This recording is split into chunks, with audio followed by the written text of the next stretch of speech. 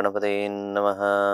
ಓಂ ತ್ರ್ಯಂಬಕಂ ಯಜಾಮಹೇ ಸುಗಂಧಿಂ ಪುಷ್ಟಿವರ್ಧನಂ ಊರಾರೋಕಮೇವ ವಂದನಾಂ ಮೃತ್ಯೋರ್ಮುಕ್ಷೇಯಮಾಮೃತಾತ್.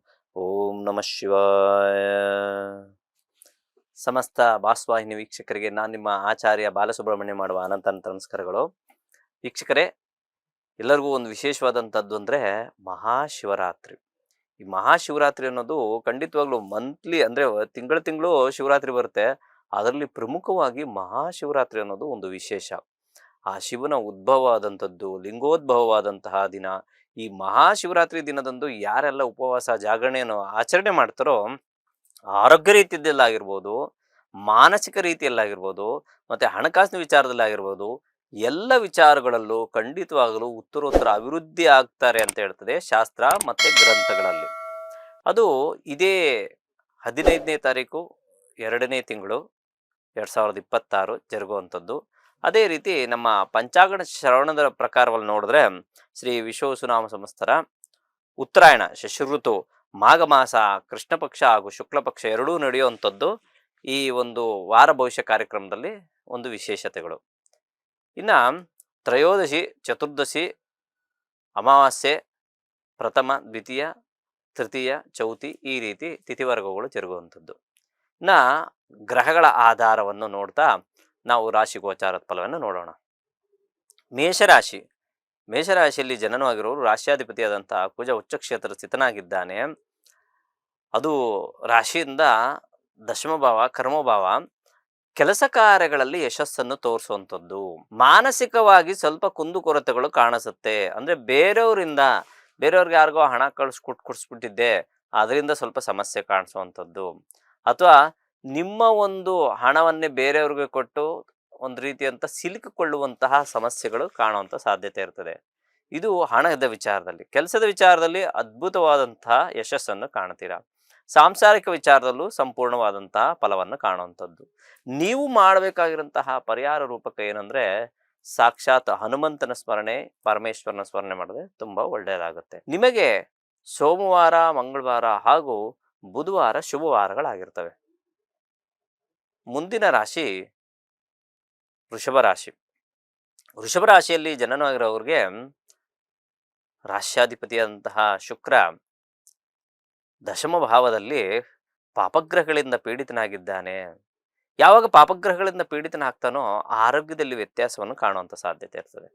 ಸಣ್ಣ ಪುಟ್ಟ ಸಮಸ್ಯೆಗಳು, ಇನ್ಫೆಕ್ಷನ್ಸು, ಗಂಟಲು ಕೆರೆತ, ಈ ರೀತಿ ನೆಗಡಿ, ಕೆಮ್ಮು, ಈ ರೀತಿ ಇದನ್ನು ಹೊರತುಪಡಿಸಿದ್ರೆ ಹಣಕಾಸಿನ ವಿಚಾರದಲ್ಲಿ ಸಂಪೂರ್ಣ ಶುಭಫಲಗಳನ್ನು ಕಾಣ್ತೀರಾ.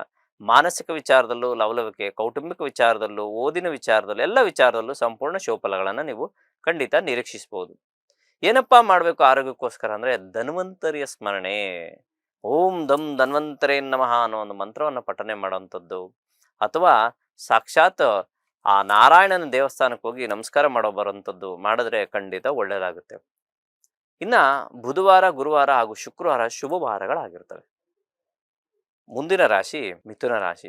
ಮಿಥುನ ರಾಶಿಯಲ್ಲಿ ಜನನವಾಗಿರೋರಿಗೆ ಸ್ವಲ್ಪ ಮಟ್ಟಿಗೆ ಬೆಳಕಿನ ಹಾದಿ ಕಾಣುವಂಥದ್ದು, ಹಣಕಾಸಿನ ವಿಚಾರದಲ್ಲಿ ಸ್ವಲ್ಪ ಸುಧಾರಣೆಯನ್ನು ಕಾಣುವಂಥದ್ದು, ಮಾನಸಿಕ ವಿಧವಾದಂತಹ ಚಂಚಲತೆಯನ್ನು ದೂರ ಮಾಡಿಕೊಳ್ಳುವಂಥದ್ದು, ಲಘು ದೂರ ಪ್ರಯಾಣದಿಂದ ಸಮಾಧಾನ ಆಗುವಂಥದ್ದು, ಈ ರೀತಿಯಾದಂತಹ ಸಣ್ಣ ಪುಟ್ಟ ಚೇಂಜಸ್ಸನ್ನು ಖಂಡಿತ ಕಾಣ್ಬೋದು. ಅದು ಶುಭಕರವಾದಂತಹ ಚೇಂಜಸ್ಸನ್ನು ನೀವು ಖಂಡಿತ ಕಾಣ್ಬೋದು. ರಾಶಿಯಲ್ಲೇ ಗುರುವಿನ ಸಂಚಾರ ಮಾಡಬೇಕಾದ್ರೆ ಸ್ವಲ್ಪ ಕನ್ಫ್ಯೂಸ್ ಆಗುವಂಥ ಸಾಧ್ಯತೆ ಇರ್ತದೆ. ಚಿಂತೆ ಮಾಡುವಂಥದ್ದು ಬೇಡ. ಆ ಕನ್ಫ್ಯೂಸ್ಗೆ ಒಳ್ಳೆ ಪರಿಹಾರವನ್ನು ಸಹ ನಾನು ತಿಳಿಸ್ಕೊಡ್ತೀನಿ. ಅದನ್ನ ಮಾಡ್ಕೊಂಡು ಹೋದ್ರೆ ಸಾಕು. ಏನಪ್ಪ ಪರಿಹಾರ ರೂಪಕ ಅಂದರೆ ಖಂಡಿತವಾಗ್ಲೂ ನೀವು ಇವತ್ತು ಈ ವಾರವೆಲ್ಲ ಸಹ ಪಾರ್ವತಿ ಪರಮೇಶ್ವರರ ಒಂದು ಸ್ಮರಣೆ ಮಾಡ್ತಾ ಬನ್ನಿ, ತುಂಬ ಒಳ್ಳೆಯದಾಗುತ್ತೆ. ಜೊತೆಗೆ ಶುಕ್ರವಾರ, ಶನಿವಾರ ಹಾಗೂ ಭಾನುವಾರ ಶುಭವಾರಗಳಾಗಿರ್ತವೆ. ಮುಂದಿನ ರಾಶಿ ಕರ್ಕಾಟಕ ರಾಶಿ. ಕರ್ಕರಾಶಿಯಲ್ಲಿ ಜನನವಾಗಿರೋ ರಾಶ್ಯಾಧಿಪತಿಯಾದಂಥ ಚಂದ್ರ ಸ್ವಲ್ಪ ಚೇಂಜಸ್ ಆಗ್ತಾನೆ. ಅಂದರೆ ಮಕರ ರಾಶಿಯಿಂದ ಕುಂಭರಾಶಿಗೆ ಸೇರಿದಾಗ ಪಂಚಗ್ರಹ ಕೂಟ ಸೇರುವಂಥದ್ದು. ಆ ಪಂಚಗ್ರಹ ಕೂಟ ಸೇರಿದಾಗ ಏನಾಗುತ್ತೆ, ಮಾನಸಿಕವಾಗಿ ಚಂಚಲತೆ ಹೆಚ್ಚಾಗುವಂಥ ಸಾಧ್ಯತೆ ಇರ್ತದೆ. ತದನಂತರ ಅದು 2 ದಿವಸ ಆ ರೀತಿ ಇರ್ತದೆ. ಆಮೇಲೆ ಆರಾಮಾಗಿ ನಿರಾಳವಾದಂತಹ ಜೀವನವನ್ನು ನೀವು ಖಂಡಿತ ಸಾಗಿಸ್ಬೋದು. ಹಣಕಾಸಿನ ವಿಚಾರದಲ್ಲಿ ಸ್ವಲ್ಪ ಮುಂಗಡವಾಗಿ ಜಾಗೃತೆಯನ್ನು ವಹಿಸೋದಂಥದ್ದು. ಮೊದಲೇ ಮುಂಜಾಗ್ರತೆ ಅಂತ ಹೇಳ್ತಾರಲ್ಲ, ಆ ರೀತಿಯಾದಂತಹ ಜಾಗೃತಿಯನ್ನು ವಹಿಸೋದು ಒಳ್ಳೆಯದು. ಇಲ್ಲ ಆದರೆ ಹಣಕಾಸಿನ ವಿಚಾರದಲ್ಲಿ ಸ್ವಲ್ಪ ಎಡವಟ್ಟಾಗುವಂಥ ಸಾಧ್ಯತೆ ಇರ್ತದೆ. ಇದನ್ನೆಲ್ಲ ಹೊರತುಪಡಿಸಿದ್ರೆ ಮಿಕ್ಕೆಲ್ಲ ವಿಚಾರದಲ್ಲಿ ಸಂಪೂರ್ಣ ಶುಭಫಲಗಳನ್ನು ನೀವು ಖಂಡಿತ ಕಾಣಬಹುದು. ಪರಿಹಾರ ಏನು ಅಂದ್ರೆ ಸುಬ್ರಹ್ಮಣ್ಯನ ಸ್ಮರಣೆ. ಖಂಡಿತ ಒಳ್ಳೆಯದಾಗುತ್ತೆ. ಮಂಗಳವಾರ, ಬುಧವಾರ ಹಾಗೂ ಗುರುವಾರ ಶುಭವಾರಗಳಾಗಿರ್ತವೆ. ಮುಂದಿನ ರಾಶಿ ಸಿಂಹರಾಶಿ. ಸಿಂಹರಾಶಿಯಲ್ಲಿ ಜನನವಾಗಿರೋರಿಗೆ ನೋಡಿ, ರಾಶ್ಯಾಧಿಪತಿಯಾದಂತಹ ರವಿಯು ಕುಂಭರಾಶಿಯಲ್ಲಿ ಸಂಚಾರ ಮಾಡಬೇಕಾದ್ರೆ ಏನು ಅದ್ರ ಜೊತೆಗೆ ಸ್ವಲ್ಪ ಮಟ್ಟಿಗೆ ಏನು ಈಗೆಲ್ಲ ತಿಳಿದಂಗೆ ಗ್ರಹಣ ನಮ್ಮ ದೇಶಕ್ಕೆ ಇದೆಯೋ ಇಲ್ವೋ ಅನ್ನೋದು ಸಹ ಒಂದು ಗೊಂದಲ ಆಗಿರ್ತದೆ. ಖಂಡಿತವಾಗ್ಲೂ ಅದ್ರ ಬಗ್ಗೆ ಚಿಂತೆ ಮಾಡುವಂಥದ್ದೇನಿಲ್ಲ. ಪ್ರಮುಖವಾಗಿ ಸಿಂಹರಾಶಿಯಲ್ಲಿ ಇರುವಂತಹ ರವಿಯು ಸಪ್ತಮ ಸ್ಥಾನದ ಸ್ಥಿತನಾಗಿ ತನ್ನ ಮನೆಯನ್ನು ತಾನು ನೋಡ್ಕೊತಾ ಇದ್ದಾನೆ. ಆದರೂ ಸಹ ಪಾಪಗ್ರಹಗಳಿಂದ ಪೀಡಿತರಾದಾಗ ಏನಾಗುತ್ತೆ, ಬೆನ್ನು ಹುರಿಗೆ ಸಂಬಂಧಪಟ್ಟದ್ದು, ಬೆನ್ನು ನೋವು ಸ್ವಲ್ಪ ಕಾಣುವಂಥದ್ದು, ಕಣ್ಣಿಗೆ ಸಂಬಂಧಪಟ್ಟಂತ ನೋವನ್ನು ಕಾಣುವಂಥ ಸಾಧ್ಯತೆ ಇರ್ತದೆ. ಇನ್ನು ಹಣಕಾಸಿನ ವಿಚಾರದಲ್ಲಿ ಸಂಪೂರ್ಣ ಶುಭಫಲ. ಲಾಭದಲ್ಲಿ ಯಾವಾಗ ಗುರು ಸಂಚಾರ ಮಾಡ್ತಾ ಇರ್ತಾರೋ ಲಾಭವನ್ನು ಸಹ ಗಳಿಸುವಂತ ಸಾಧ್ಯತೆಗಳು ಸಹ ಉಂಟು. ಭೂಮಿ ವಿಚಾರದಲ್ಲಿ ಉತ್ತರೋತ್ತರ ಅಭಿವೃದ್ಧಿಯನ್ನು ಸಹ ಗಳಿಸ್ತೀರಾ.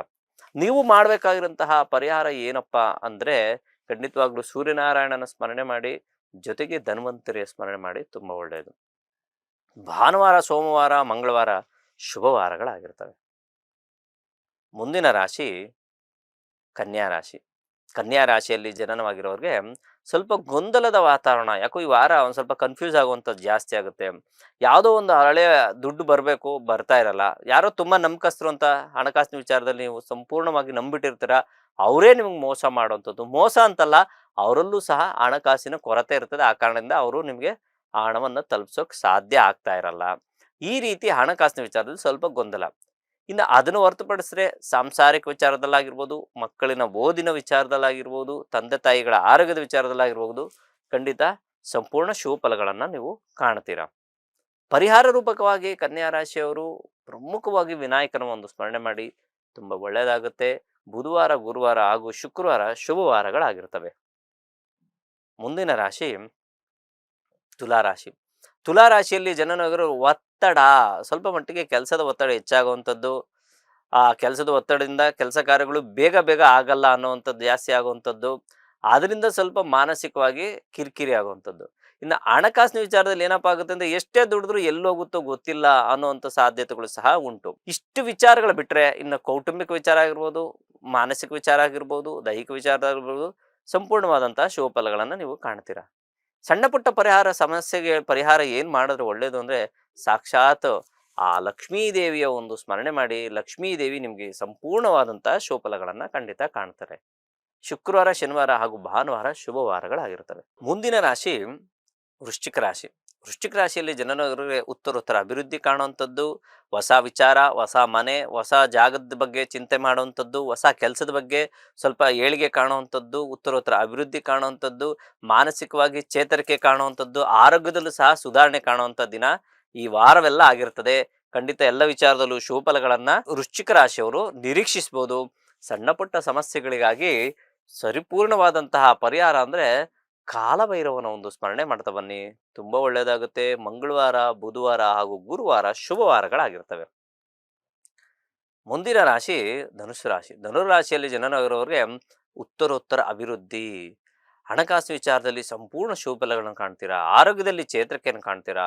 ಹೊಸ ಭೂಮಿ ಅಥವಾ ಹೊಸ ಮನೆ ಅಥವಾ ಖರೀದಿ ಅಥವಾ ಆಲ್ಟ್ರೇಷನ್ ಆಗಿರ್ಬೋದು, ಅಥವಾ ಯಾವುದೋ ಒಂದು ಶಿಫ್ಟ್ ಆಗುವಂಥ ಸಾಧ್ಯತೆಗಳು ಹೆಚ್ಚಾಗಿದೆ. ಸಂಪೂರ್ಣವಾದಂತಹ ಶುಭಫಲಗಳನ್ನು ಖಂಡಿತ ಕಾಣ್ತೀರಾ. ಮಕ್ಕಳ ಓದಿನ ವಿಚಾರದಲ್ಲಿ ಸ್ವಲ್ಪ ಆಗದಷ್ಟು ಜಾಸ್ತಿ ಕಾಳಜಿನ ಕೊಡುವಂಥದ್ದು, ಮಕ್ಕಳ ಆರೋಗ್ಯದ ಬಗ್ಗೆ ಕಾಳಜಿ ಕೊಡುವಂಥದ್ದು. ಅಂದ್ರೆ ಏನಾಗುತ್ತೆ, ನಿಮ್ದೆ ಮುಂಜಾಗ್ರತಾ ಕ್ರಮಗಳು ಹೆಚ್ಚಾಗಿ ತೆಗೆದುಕೊಳ್ಳುವಂಥ ಸಾಧ್ಯತೆಗಳು ಹೆಚ್ಚಾಗ್ತದೆ. ಖಂಡಿತ ಯಾವ ರೀತಿಯಾದಂತಹ ಭಯ ಪಡುವಂಥದ್ದಿಲ್ಲ. ಧನುಸು ರಾಶಿಯವರು ಸಂಪೂರ್ಣ ಶುಭಫಲಗಳನ್ನು ನೀವು ಈ ವಾರ ಕಾಣಬಹುದು. ಮಾಡಬೇಕಾಗಿರುವಂಥದ್ದು ಗುರುಗಳ ಸ್ಮರಣೆ ಮಾಡಿ, ಈಶ್ವರನ ಸ್ಮರಣೆ ಮಾಡಿ, ತುಂಬಾ ಒಳ್ಳೆಯದಾಗುತ್ತೆ. ಜೊತೆಗೆ ಗುರುವಾರ, ಶುಕ್ರವಾರ, ಶನಿವಾರ ಶುಭವಾರಗಳಾಗಿರ್ತವೆ. ಮುಂದಿನ ರಾಶಿ ಮಕರ ರಾಶಿ. ಮಕರ ರಾಶಿಯಲ್ಲಿ ಜನನವಿರೋರು ಏನೋ ಒಂದು ರೀತಿಯಂಥ ಚೇತರಿಕೆಗಳನ್ನು ಕಾಣುವಂಥದ್ದು, ಹಣಕಾಸಿನ ವಿಚಾರದಲ್ಲಿ ಸುಧಾರಣೆ ಕಾಣುವಂಥದ್ದು, ಮಾನಸಿಕ ವಿಚಾರದಲ್ಲಿ ಚಂಚಲತೆಯಿಂದ ದೂರವಾಗುವಂಥದ್ದು. ರಾಷ್ಟ್ರಾಧಿಪತಿಯಾದಂತಹ ಶನಿಯು ತೃತೀಯ ಸ್ಥಾನದಲ್ಲಿ ಸ್ಥಿತರಾಗಿದ್ದಾರೆ. ಆದರೆ ರಾಶಿಯಿಂದ ಅಂದ್ರೆ ಯಾವ ಮಕರ ರಾಶಿಯಿಂದ ದ್ವಿತೀಯ ಸ್ಥಾನದಲ್ಲಿ ಸ್ವಲ್ಪ ಪಾಪಗ್ರಹ ಸ್ಥಿತರಾಗಿ ಕುಟುಂಬದಲ್ಲಿ ಸ್ವಲ್ಪ ಹುಷಾರಾಗಿರ್ಬೇಕು. ಮಾತಿನ ವಿಚಾರದಲ್ಲಿ ಸ್ವಲ್ಪ ಅಲರ್ಟ್ ಆಗಿದ್ರೆ ತುಂಬಾ ಒಳ್ಳೇದು. ಸುಮ್ಮನೆ ಮಾತು ಗೊತ್ತಿಲ್ಲದೆ ಏನೇನೋ ಮಾತಾಡೋದು, ಮಾತು ಕೊಡುವಂಥದ್ದಾಗಿರ್ಬೋದು, ಇಂಥ ವಿಚಾರದಲ್ಲಿ ಸ್ವಲ್ಪ ಹುಷಾರಾಗಿದ್ರೆ ಒಳ್ಳೇದು. ಮಿಕ್ಕೆಲ್ಲ ವಿಚಾರದಲ್ಲೂ ಸಂಪೂರ್ಣ ಒಳ್ಳೇದಾಗುತ್ತೆ. ನೀವು ಹನುಮಂತನ ಸ್ಮರಣೆ ಮಾಡಿ, ಜೊತೆಗೆ ಪರಮೇಶ್ವರನ ಸ್ಮರಣೆ ಮಾಡಿ. ತುಂಬ ಒಳ್ಳೆಯದಾಗುತ್ತೆ. ಶನಿವಾರ, ಭಾನುವಾರ ಹಾಗೂ ಸೋಮವಾರ ಶುಭವಾರಗಳಾಗಿರ್ತವೆ. ಮುಂದಿನ ರಾಶಿ ಕುಂಭರಾಶಿ. ಕುಂಭರಾಶಿಯಲ್ಲಿ ಜನನವಾಗಿರೋರಿಗೆ ಸ್ವಲ್ಪ ಮಟ್ಟಿಗೆ ಎಲ್ಲ ವಿಚಾರದಲ್ಲೂ, ಮಾನಸಿಕ ವಿಚಾರದಲ್ಲಾಗಿರ್ಬೋದು, ಹಣಕಾಸಿನ ವಿಚಾರದಲ್ಲಾಗಿರ್ಬೋದು, ಅಥವಾ ದೈಹಿಕ ವಿಚಾರದಲ್ಲಾಗಿರ್ಬೋದು, ಈ ಮೂರೂ ವಿಚಾರದಲ್ಲೂ ಸ್ವಲ್ಪ ವ್ಯತ್ಯಾಸವನ್ನು ಕಾಣುವಂಥದ್ದು ಇರ್ತದೆ. ಸ್ವಲ್ಪ ಅಲರ್ಟ್ ಆಗಿರಬೇಕು. ಇದು ಯೂನಿವರ್ಸಲ್ ಆಗಿ ಆಗುವಂಥ ಕೆಲಸ. ಅದು ಏನೋ ಒಂದು ರೀತಿಯ ಗೊತ್ತಿಲ್ಲದೆ ಸಮಸ್ಯೆಗಳು ಕಾಣುವಂಥದ್ದು. ಅದೇ ರೀತಿ ಭೂಮಂಡಲಕ್ಕೂ ಸಹ ಒಂದು ರೀತಿಯಂಥ ಸಮಸ್ಯೆ ಆಗುವಂಥ ಸಾಧ್ಯತೆಗಳು ಹೆಚ್ಚಾಗಿರ್ತದೆ. ಆ ಕಾರಣದಿಂದ ಕುಂಭರಾಶಿಯವರು ಸಹ ಅಲರ್ಟ್ ಆಗಿದ್ರೆ ತುಂಬ ಒಳ್ಳೆಯದು. ಇನ್ನು ನಿಮ್ಮ ಹಣಕಾಸಿನ ವಿಚಾರದಲ್ಲಿ ಯಾರಿಗೂ ಈ ವಾರ ದುಡ್ಡು ಕೊಡುವಂಥದ್ದು ಮಾಡೋಕೆ ಹೋಗಬೇಡಿ. ಏನೋ ಗೊತ್ತಿಲ್ಲದೆ ಅವ್ರು ಯಾರೋ ಕೇಳಿದ್ರು 50,000 ಕೊಟ್ಬಿಟ್ಟೆ ಇವಾಗ ಫೋನ್ ಎತ್ತುತ್ತಾ ಇಲ್ಲ, ಈ ರೀತಿ ಆಗೋ ಸಾಧ್ಯತೆಗಳಿರ್ತದೆ. ಅಥವಾ ನೀವೇ ಯಾರಾದರೂ ಸುಮ್ಮನೆ ಸಾಲ ಇಸ್ಕೊಳ್ಳೋವಂಥದ್ದು ಸಹ ಮಾಡೋಕೆ ಹೋಗಬಾರ್ದು. ಯಾವುದೋ ಸಣ್ಣ ಪುಟ್ಟ ಕಮಿಟ್ಗೋಸ್ಕರ ಜಾಸ್ತಿ ದುಡ್ಡು ಇಸ್ಕೊಂಡು ಸಮಸ್ಯೆ ಅನುಭವಿಸ್ಬಿಡ್ತೀರಾ. ದಯವಿಟ್ಟು ಅದನ್ನ ಮಾಡೋಕೆ ಹೋಗಬೇಡಿ. ಮಿಕ್ಕೆಲ್ಲ ವಿಚಾರದಲ್ಲೂ ಚಿಕ್ಕದಾಗ ಒಳ್ಳೆಯ ಒಂದು ವಿಚಾರಗಳನ್ನು ನೀವು ಕೇಳ್ಬೋದು. ನೀವು ಪರಿಪೂರ್ಣವಾಗಿ ಸೂರ್ಯನಾರಾಯಣನ ಸ್ಮರಣೆ, ಹನುಮಂತನ ಸ್ಮರಣೆ ಸಂಪೂರ್ಣ ಬೇಕೇ ಬೇಕು. ಅದರಲ್ಲೂ ಗ್ರಹಣದ ಒಂದು ಛಾಯೆ, ಗ್ರಹಣ ನಮ್ಮ ದೇಶಕ್ಕಿಲ್ಲದೆ ಇದ್ದರೂ ಸಹ ಗ್ರಹಣದ ಛಾಯೆ ಕುಂಭರಾಶಿಯಲ್ಲಿ ಅತಿ ಹೆಚ್ಚಾಗಿ ಕಾಣೋದ್ರಿಂದ ಸ್ವಲ್ಪ ನೀವು ಹುಷಾರಾಗಿದ್ರೆ ಒಳ್ಳೆಯದು. ಏನಪ್ಪ ಪರಿಹಾರ ರೂಪ ಏನು ಮಾಡಬಹುದು ಅನ್ನೋದಾದರೆ, ನಾನು ಹೇಳ್ದಲ್ಲ, ಸೂರ್ಯನಾರಾಯಣ ಮತ್ತು ಹನುಮಂತ, ಜೊತೆಗೆ ಭಾನುವಾರ, ಸೋಮವಾರ, ಮಂಗಳವಾರ ಶುಭವಾರಗಳಾಗಿರ್ತವೆ. ಮುಂದಿನ ರಾಶಿ ಮೀನರಾಶಿ. ಮೀನರಾಶಿಯಲ್ಲಿ ಜನನವಾಗಿರೋರಿಗೆ ಸ್ವಲ್ಪ ಮಟ್ಟಿಗೆ ಸುಧಾರಣೆ. ಆಲಸ್ಯದ ಕೆಲಸಗಳು, ಅಂದರೆ ಬೇಗ ಕೆಲಸ ಮುಗಿತಾ ಇಲ್ಲ, ಎಷ್ಟೇ ಕೆಲಸ ಮಾಡಿದ್ರು ನಿಧಾನ ಈ ರೀತಿ ಆಗುವಂಥದ್ದು. ಸ್ವಲ್ಪ ಸೋಂಬೇರಿತನ ಸಹ ಈ ವಾರ ನೀವು ಕಾಣುವಂಥ ಸಾಧ್ಯತೆ ಇರ್ತದೆ. ಚುರುಕುತನ ಕಮ್ಮಿ ಆಗುವಂಥದ್ದು, ಕೆಲಸ ಕಾರ್ಯಗಳಲ್ಲಿ ಎಳೆದಾಟ ಜಾಸ್ತಿ ಆಗುವಂಥದ್ದು, ಪರರಿಗೋಸ್ಕರ ಕೆಲಸವನ್ನು ಮಾಡಿ ನಿಮ್ಮ ಕೆಲಸವನ್ನು ಡಿಲೇ ಮಾಡ್ಕೊಳ್ಳುವಂಥ ಸಾಧ್ಯತೆ ಇರ್ತದೆ. ಅದ್ರ ಬಗ್ಗೆ ಗಮನ ಹರಿಸಿದ್ರೆ ತುಂಬ ಒಳ್ಳೆಯದು. ಇನ್ನು ಆರೋಗ್ಯದಲ್ಲಿ ಚೇತರಿಕೆಯನ್ನು ಕಾಣ್ತೀರಾ. ಸಾಂಸಾರಿಕದಲ್ಲಿ ಸಂಪೂರ್ಣ ಶುಭಫಲಗಳನ್ನು ಕಾಣ್ತೀರಾ. ಮಕ್ಕಳ ಏಳಿಗೆ ಖಂಡಿತ ಉತ್ತರೋತ್ತರ ಕಾಣುವಂಥ ಸಾಧ್ಯತೆಗಳು ಸಹ ಉಂಟು. ಈ ಚಿಕ್ಕ ಪುಟ್ಟ ಪರಿಹಾರ, ಸಣ್ಣ ಪುಟ್ಟ ಸಮಸ್ಯೆಗಳಿಗೆ ನೀವು ಹನುಮಂತನ ಸ್ಮರಣೆ, ಸುಬ್ರಹ್ಮಣ್ಯನ ಸ್ಮರಣೆ ಮಾಡಿ, ತುಂಬ ಒಳ್ಳೆಯದಾಗುತ್ತೆ. ಅದೇ ರೀತಿ ಶುಕ್ರವಾರ, ಶನಿವಾರ, ಭಾನುವಾರ ಶುಭವಾರಗಳಾಗಿರ್ತವೆ ಅಂತ ಹೇಳ್ತಾ ಈ ವಾರದ ಕಾರ್ಯಕ್ರಮ ಮುಗಿಸ್ತಾ ಇದ್ದೀನಿ. ಪ್ರಪಂಚದಲ್ಲಿರುವ ಪ್ರಾಣಿ, ಪಕ್ಷಿ, ಜೀವರಾಶಿ, ಸಸ್ಯಚರ, ಜಲಚರ ಎಲ್ಲರೂ ಚೆನ್ನಾಗಿರಲಿ ಅಂತ ಭಾವಿಸೋಣ. ಎಲ್ಲರೂ ಸಮಾನ ಮನಸ್ಕರಾಗಿ ಜೀವನ ಮಾಡೋಣ. ಎಲ್ಲರಿಗೂ ನಮಸ್ಕಾರ. ಲೇಟೆಸ್ಟ್ ಹಾಗೂ ಇಂಟ್ರೆಸ್ಟಿಂಗ್ ಸುದ್ದಿಗಳಿಗಾಗಿ ಬಾಸ್ ಟಿವಿ ಕನ್ನಡ ಚಾನೆಲ್ನ ಸಬ್ಸ್ಕ್ರೈಬ್ ಮಾಡಿ. ಹಾಗೆಯೇ ಬೆಲ್ ಐಕಾನ್ ಪ್ರೆಸ್ ಮಾಡಿ. ಇದರ ಜೊತೆಗೆ ಫೇಸ್ಬುಕ್, ಇನ್ಸ್ಟಾಗ್ರಾಮ್, ಎಕ್ಸ್ ನಲ್ಲೂ ಮಿಸ್ ಮಾಡದೆ ಫಾಲೋ ಮಾಡಿ.